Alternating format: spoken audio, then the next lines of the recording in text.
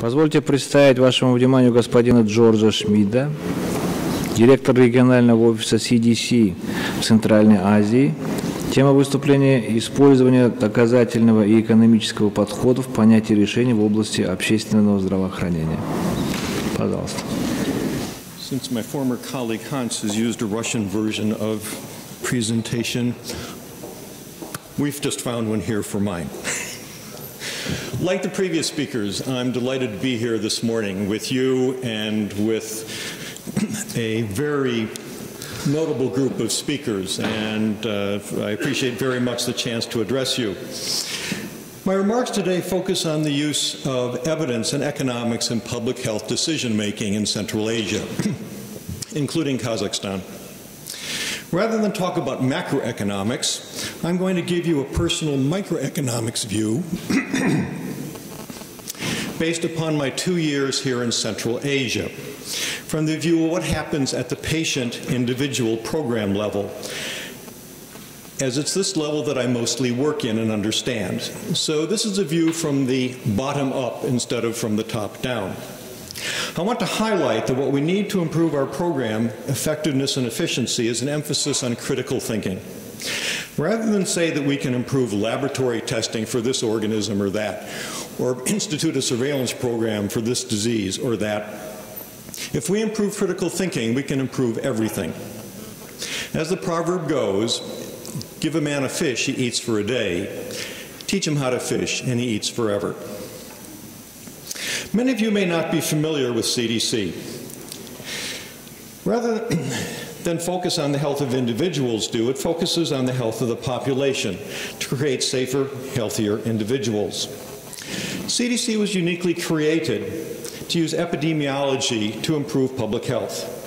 Originally only American, it now operates globally and has about 15,000 employees.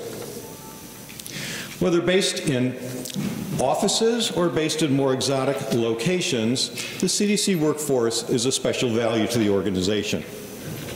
The CDC office in Central Asia was one of CDC's first overseas posts, beginning in 1995. It has 32 employees, with employees based in 4 countries, and it works mostly in infectious diseases and in health systems capacity building, which is where I would like to focus my remarks. I'd like to focus on the question of, is it worth it? Or are we getting what we pay for? We would want the most for our money, yet is it worth it is not a question that I often hear in Central Asia. When we ask, is it worth it, we're really asking 2 things. Is it an outcome, worth it a cost? Epidemiology helps us in thinking about outcomes, while economics helps us in thinking about cost. We need both epidemiology and economics to practice good public health. Epidemiology is the study of the distribution and patterns of health events in a population and their causes. It helps us to think in terms of consistency, strength of evidence, specificity of outcome to an intervention, and coherence of data, and similar attributes of critical thinking. Economics, on the other hand, helps us in making choices in allocating scarce resources, and helps us think in terms of value. Resource availability, how many resources do we have, and the best use of our resources. Are we getting the best that we can out of them? You cannot practice good public health without this thinking. And both epidemiology and economics create someone who thinks in terms of resource use. The most fundamental reason for teaching critical thinking is that it's essential for making appropriate decisions about what to believe and do.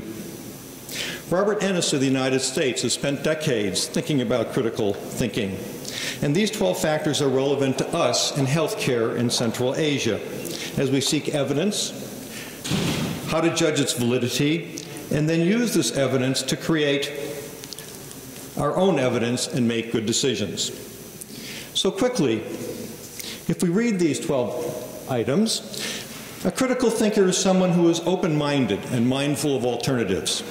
He desires to be and is well-informed. He judges well the credibility of sources of information. He identifies reasons, assumptions, and conclusions. He judges well the quality of an argument, including its reasons, assumptions, evidence, and their degree of support. He asks appropriate clarifying questions. He formulates plausible hypotheses and then plans and conducts experiments to examine these hypotheses. He draws and defines terms in a way appropriate for the context in which he works and draws conclusions when warranted, but with caution if necessary. Looking at these attributes, we need critical thinking in all areas of public health.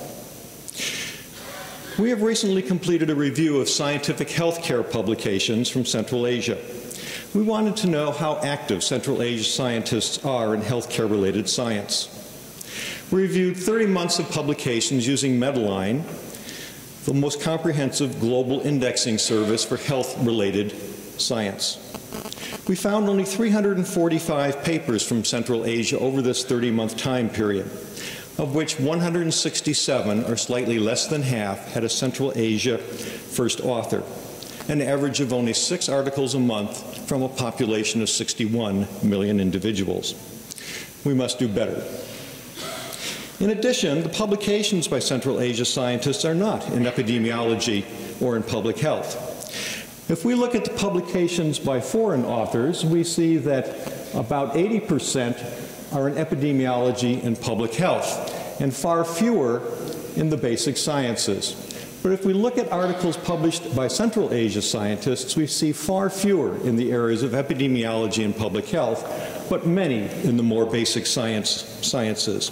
Again, we need to do better with our research to better inform our healthcare making decisions.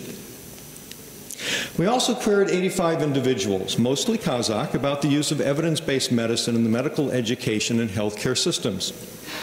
Relatively few individuals, as we see here, believe that evidence-based medicine was used in medical schools or in postgraduate institutions in their teaching programs.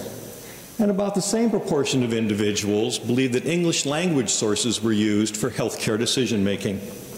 If we restricted our analysis to those individuals with at least 1 year of education outside of Kazakhstan in the English-speaking world, even fewer believe that evidence-based medicine was used in medical schools, postgraduate institutes, and even less of a reliance on the English language literature. Unfortunately, the English language literature has become the lingua franca of science. And to access the data in the English language literature, we must improve our ability to speak English in Central Asia. What are some examples of need for critical thinking in Central Asia? And here are several, but let me highlight just the first. In looking at abstracts for an international epidemiology conference a year ago, there were 3 outbreaks of gastroenteritis. About 99% of all the individuals with gastroenteritis were hospitalized. So the interesting thing is not what was the cause of the gastroenteritis, Salmonella, Clostridium perfringens. The interesting thing was that just about everybody with gastroenteritis was hospitalized. Is this an effective way to treat gastroenteritis? Is it a cost-effective way to treat gastroenteritis? Are patient preferences taken into account when we make these decisions about hospitalization?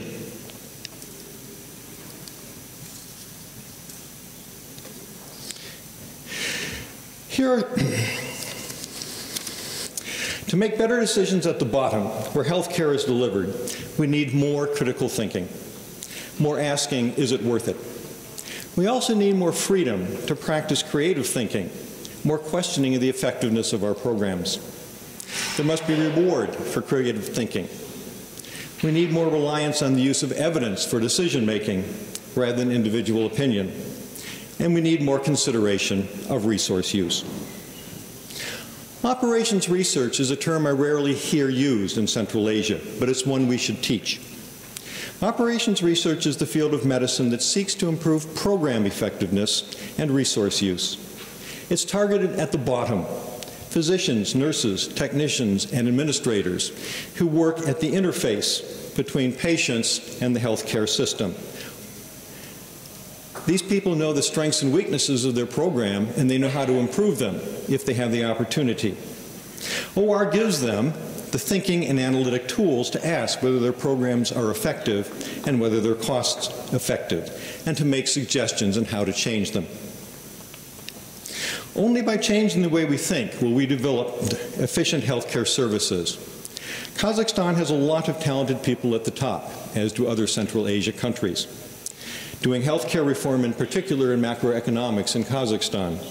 But we need to develop the bottom as well, because if we do this, we will find that we improve the effectiveness and efficiency at the interface of public health as well as patients. Thank you.